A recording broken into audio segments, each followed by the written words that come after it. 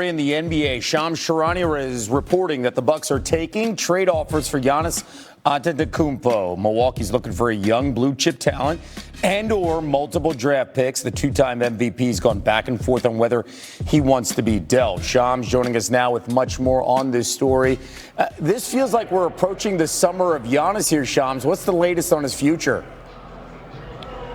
Kev, there's going to be a resolution by all indications between now and the June 23rd NBA draft on Giannis Antetokounmpo's future.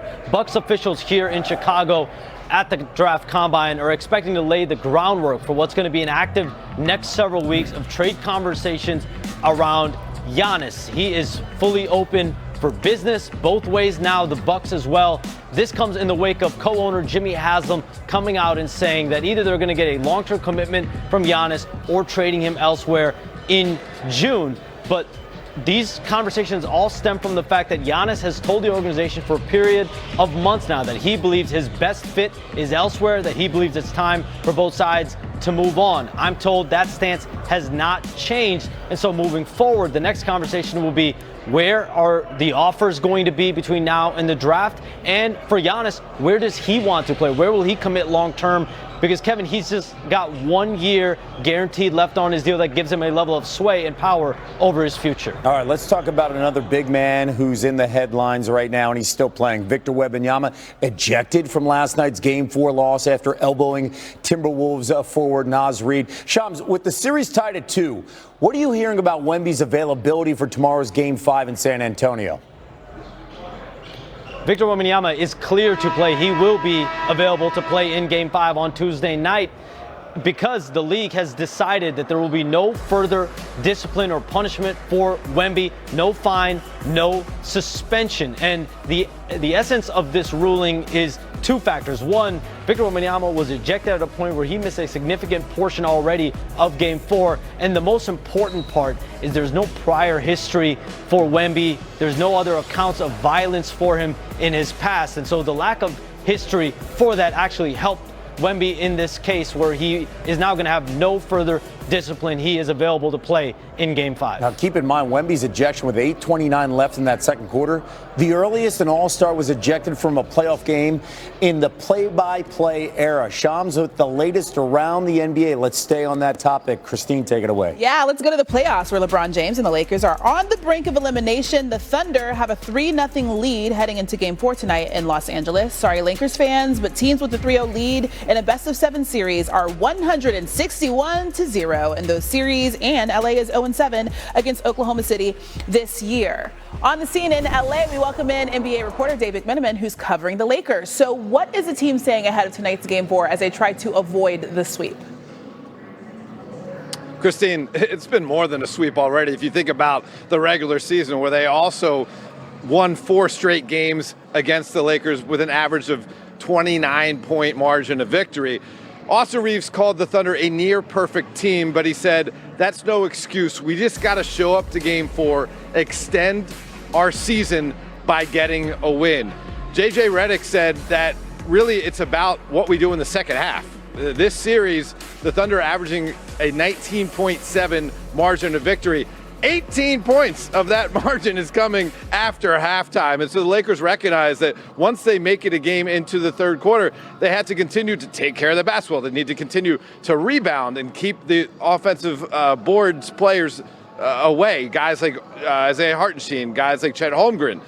That's how they make this a game. And then they get their home court and their crowd behind them in the fourth quarter with a chance to stay alive. Okay, so it goes from a broom to a mop because all the Lakers fans will be crying if the season ends tonight. As the Lakers are on the brink of elimination, what are you hearing? Of course, the next question is about LeBron's future.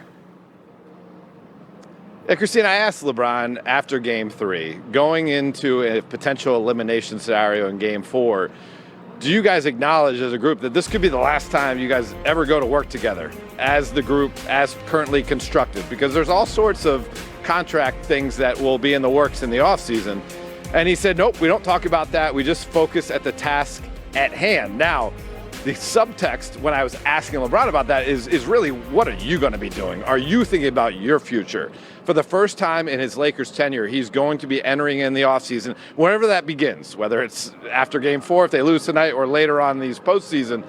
that he will not have a contract or a contract option for the following season. Completely unrestricted free agent. And will he decide he wants to continue playing? I would say there's been some clues that would suggest that he will. But beyond that, will he want to keep playing in Los Angeles where he's played the last 8 years?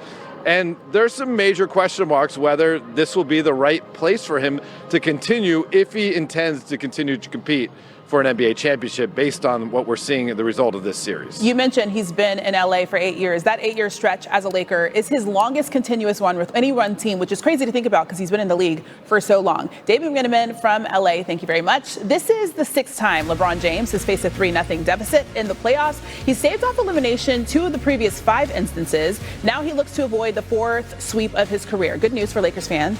LeBron James averages over 33 points in elimination games, which is the highest in NBA history. For more, here's Tony and Mike with PTI's bonus topic.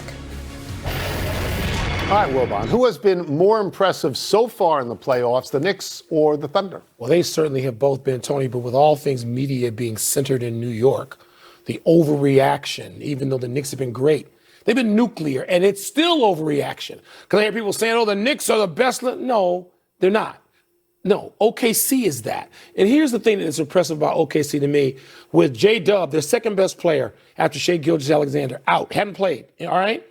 He can go, Mark Daigneault can go to A.J. Mitchell, who can give him off the bench 24 and 10, now in the starting lineup, if he chooses to have him there. 24 and 10 assists. Or he can go to McCain, who in game 2 had given him 18 points. These are guys he can tap on the shoulder and say, I need you tonight, one or the other, but not both. And then defensively, he can throw Dort, Caruso, Wallace at people, and they can just smother you. And it will be great to see them against the Knicks, to see if the Knicks, with all that beautiful offense they've been running, and it has been beautiful, if they can get away from Oklahoma City's So defense. you are saying definitively the answer to this question is you are more impressed by Oklahoma City? So far. I think you can be more impressed with the Knicks so far. I'm not saying I am, but I'm saying you can be. You could be, sure. Because of what they have done offensively, being plus 194 in the playoffs so far, the largest margin of differential in the history of the NBA playoffs to this point, plus 194. And also, they've played 2 elimination games, right?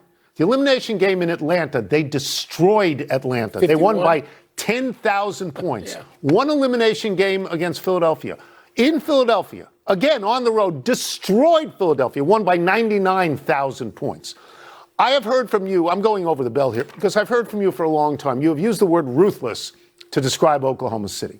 You are tremendously admiring of Oklahoma City. And I accept that. And their margins of victory are 35-13, 12-9, the only one under 10, 18-18, and 23. Look, you can only play the teams in front of you.